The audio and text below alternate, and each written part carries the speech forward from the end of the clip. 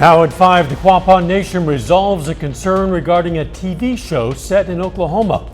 Plus, a local shelter for people in need says without help soon, it could be forced to close. And the president-elect pays a visit to the White House. I'm Erica Brown with more on Donald Trump's sit-down with President Biden and his other stops here in Washington. The 4 states' most watched news starts now. The Quapaw Nation has reached a resolution relating to the television show Tulsa King and its depiction of the tribe.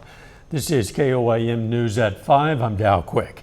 Last month, an episode of Tulsa King introduced characters from the Quapaw Nation who were depicted as being involved in a criminal conspiracy relating to marijuana and wind energy. The Quapaw Nation was offended and not consulted before the use of the nation's name or portrayal. Production from the Tulsa King has apologized, and they had a productive conversation, they say, with the Quapaw Nation. To be reflected as less than honest brokers is just offensive. And it's not just us, it's all tribal nations. She says moving forward, there's a need for more open dialogue and believes it's important for Native Americans to have the chance to tell their stories through their voices. A local shelter that's long been a lifeline for people in need is now calling on the community for help. Safe Haven Outreach Mission in Parsons, Kansas, known for providing support for the homeless, says it's facing an unprecedented financial crisis. Due to rising costs of living and a lack of sufficient funding, the shelter is struggling to cover basic expenses. Leaders at Safe Haven say if they don't receive immediate assistance, they might be forced to close their doors for good. We're doing everything we can do. It's just we rely on God to put it on people's hearts to make the money come through. And that's either not happening right now, or it's happening very slowly, or people just don't have the money to give. Brown says they're living month to month and they'll need about $10,000 to keep the doors open through the end of the year. Let's check in with meteorologist Lindsay Gaffney now for our first look at the weather. Well, we made it through those showers in the morning. Now we're dealing with just mostly overcast skies and winds gusting 25 to 35 miles per hour. Outside of that, temperatures are much cooler today and tomorrow.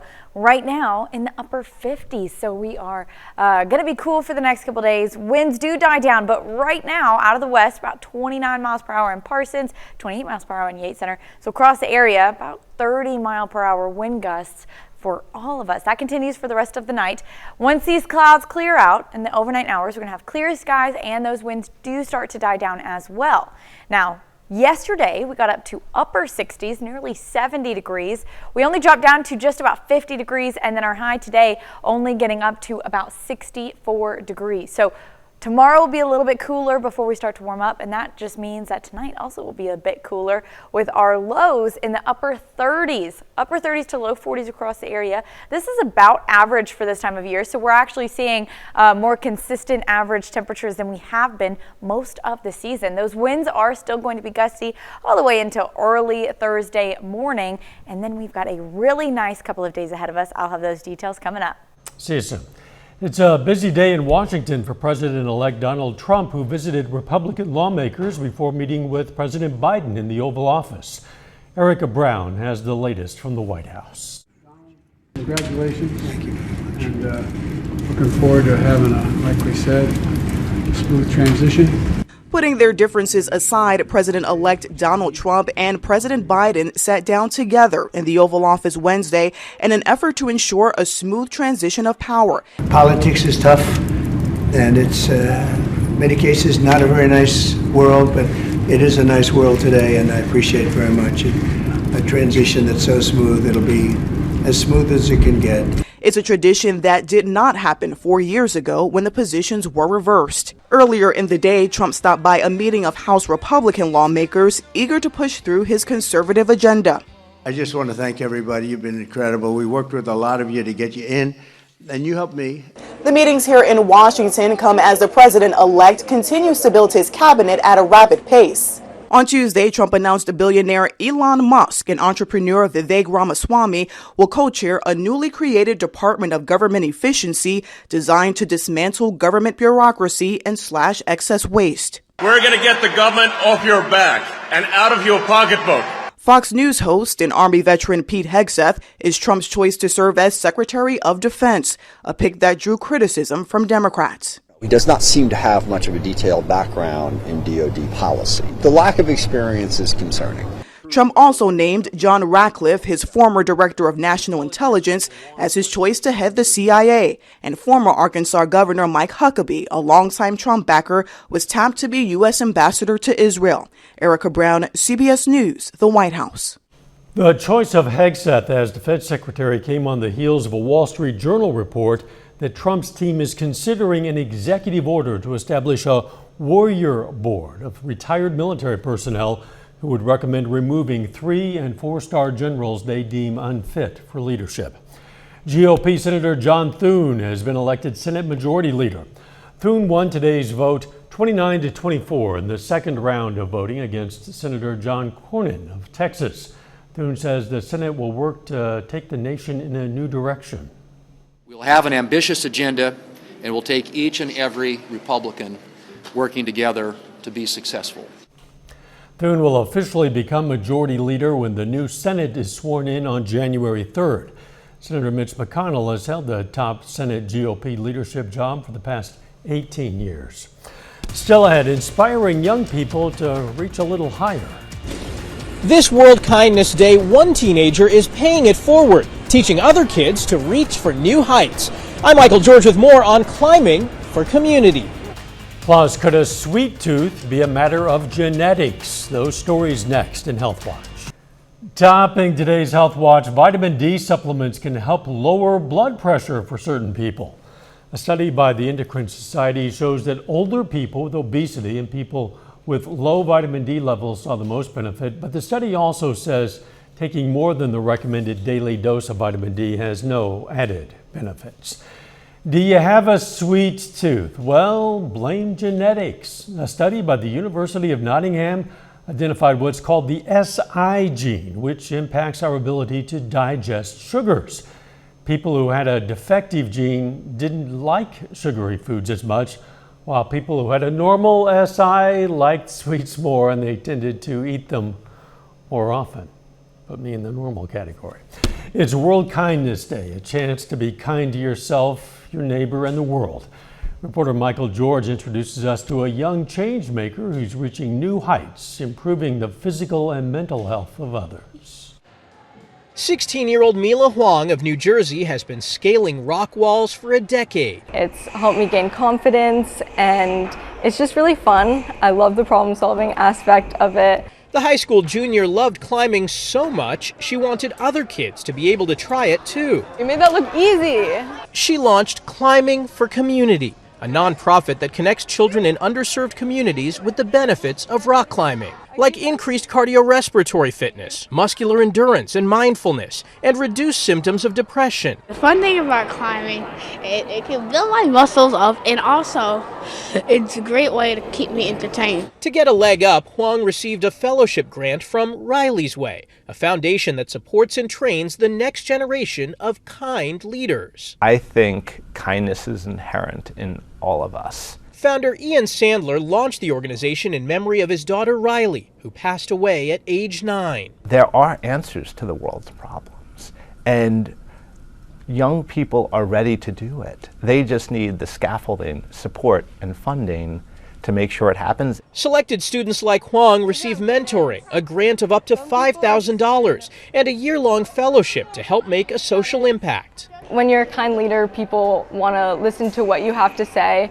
People want to follow you, and they're excited to be a part of your group. Creating that climbing community is taking Huang to new heights. Nice work, Mila. And raising up others, too. Michael George, CBS News, New York. Since it was founded in 2014, Riley's Way has provided more than 3,500 young leaders with $4 million in grants and programming. And that is a look at today's health news. A little bit later, our pet vet on call. Hi, I'm Dr. Eva Judek from Parsons Pet Hospital. Coming up, we're going to talk about pet insurance. And we finally got rid of the rain and heading into some sunny skies. We'll talk about that right after the break. Well, we made it through a gross rainy day. We can take a look outside right now. It's still a little cloudy out there out in Indigo Sky Casino and Resort. That is in Seneca, Missouri. So most of us are still seeing a lot of cloud coverage throughout the rest of the evening. Now our highs today got up to low 60s with our low just about 50 degrees. So we are still a little bit above average. However, we're going to get closer to average today, tomorrow. We do warm up again. The next week, we're going to be back into the 50s for our highs. We're going to talk about that in a little bit, but rain amounts across the area. You can see around I-44 and south, not a lot of rain, unfortunately. Where all the green areas are, Iola, Chanute, Parsons, Independence, that was about an inch of rain. So we did get a little bit of rainfall, especially in the northwestern counties.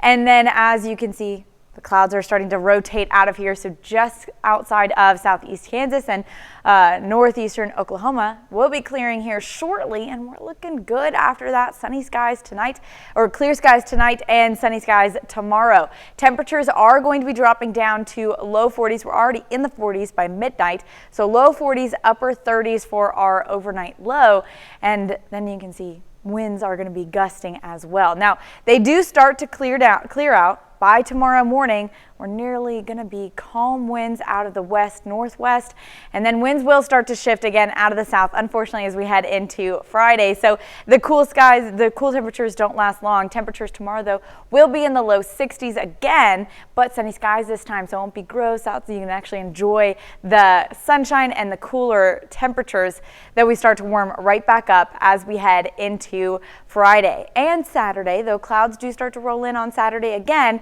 Mostly overcast skies by the evening, and then on Sunday we're going to start to see a few isolated showers. So I'm jumping ahead a little bit because the next couple of days are just going to be sunny and pretty average temperatures.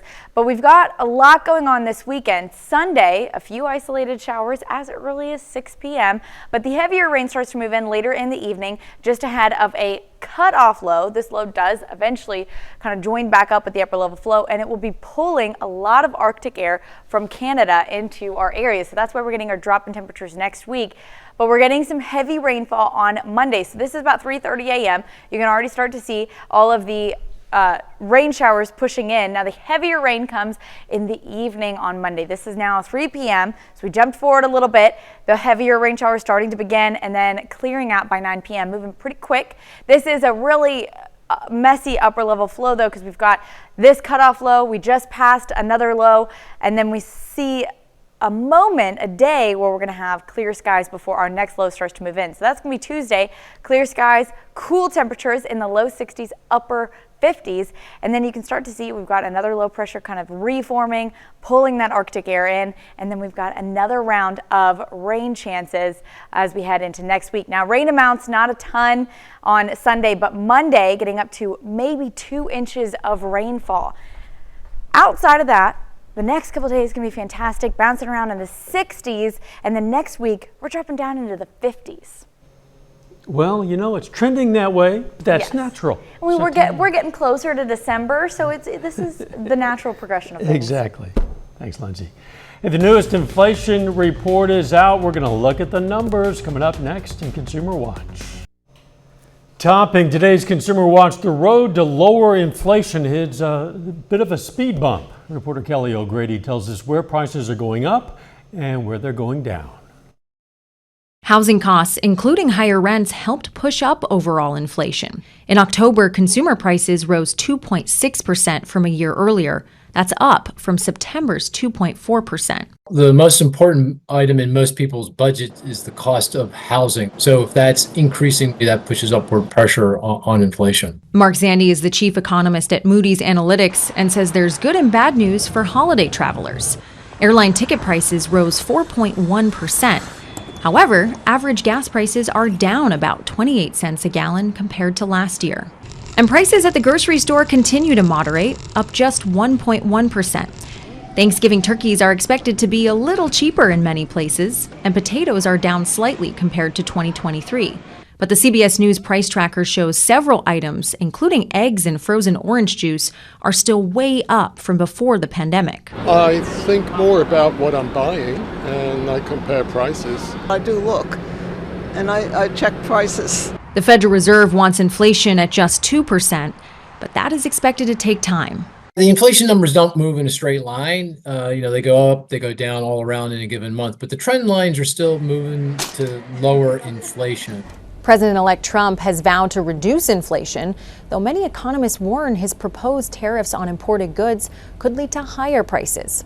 But those policies will need to be implemented first to measure the impact on the economy. Kelly O'Grady, CBS News, New York.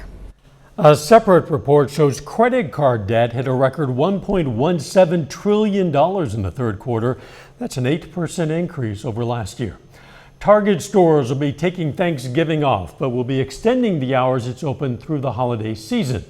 You'll be able to shop early at Target on Black Friday. Target says the day after Thanksgiving it'll open at 6 a.m. and will remain open until midnight. Following Black Friday, Target's holiday shopping hours will be from 7 a.m. to midnight, ending December 23rd. Target will be closed on Thanksgiving. Kraft Heinz says it will no longer make Lunchables available for school lunch programs for students receiving free and reduced-priced meals. Food giant says demand fell short. The company started offering the packaged lunches to schools just last year. This April, Consumer Reports claimed Lunchables contain lead and too much sodium. Kraft Heinz says Lunchables are safe to eat. Our Pet Vet on Call, up next.